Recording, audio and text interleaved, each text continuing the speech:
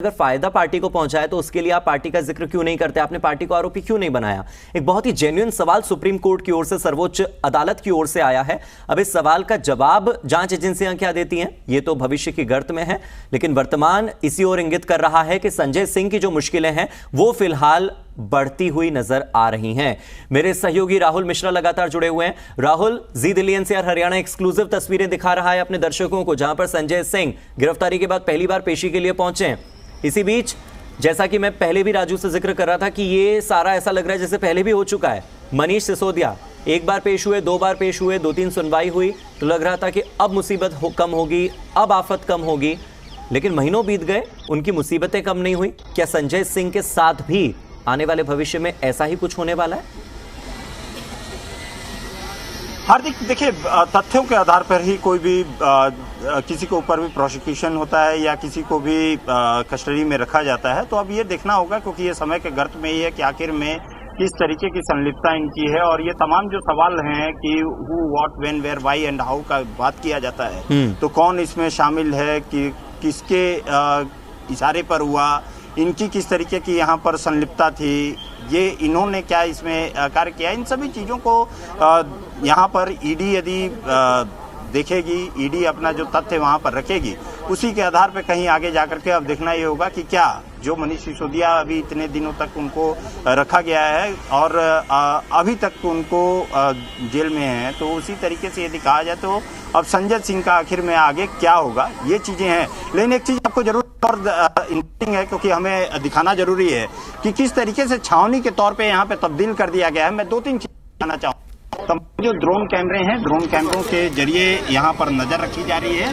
सुरक्षा व्यवस्था को दिखाना बहुत जरूरी है, क्योंकि ये जो पूरा परिसर है रॉज एवेन्यू के कोर्ट के आसपास का जो इलाका है, उसको, क्योंकि उसके थोड़ी सी दूरी पे, तकरीबन 200 मीटर की दूरी पर ही आम आदमी पार्टी का कार्यालय भी है, तो इस कारण से यहाँ पर यदि देखा जाए तो सुरक्षा व्यवस्था काफ़ी चाक-चौबंद और 3 टियर ऑफ सिक्योरिटी इसको कहा सकता है। क्योंकि एक बैरिकेड के बाद मैं कैमरामैन से कहूँगा कि थोड़ा सा जूम इन करके और ऊपर से दिखाएं कि वो जो आगे भी बैरिकेड यदि दिखाई देता है तो वहाँ पर भी पूरी तरीके से सुरक्षा व्यवस्था को काफ़ी ज़्यादा चाक-चौबंद यहाँ पर की गई। वहाँ पर भी जो पुलिस के जवान हैं और जो पैरामिलिट्री फोर्सेस के जवान हैं उनको पूरी तरीके से तैनात किया गया। किसी को भी अनुमति नहीं है इधर में आने की, कोई भी कार्यकर्ता हो या कोई भी आम आदमी हो। अभी इस समय ये रोड जो है आम कम्यूटर्स के लिए भी कहीं पे सीधे तौर पे बंद कर दिया गया है, ये पूरी तरीके से इसे बंद कर दिया गया। और क्योंकि एक और चीज़ इशारा दिखाना जरूरी है कि इन सभी रास्तों को, मैं रास्तों को कैमरामैन को कहूँगा कि रास्तों को दिखाएं, क्योंकि काफ़ी ज़्यादा ज़रूरी है कि यदि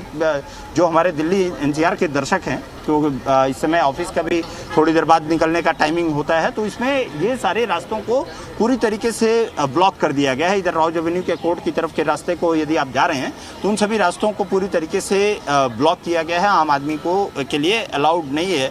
यहाँ पे काफ़ी ज़्यादा सुरक्षा व्यवस्था, चाक-चौबंद व्यवस्था की गई है।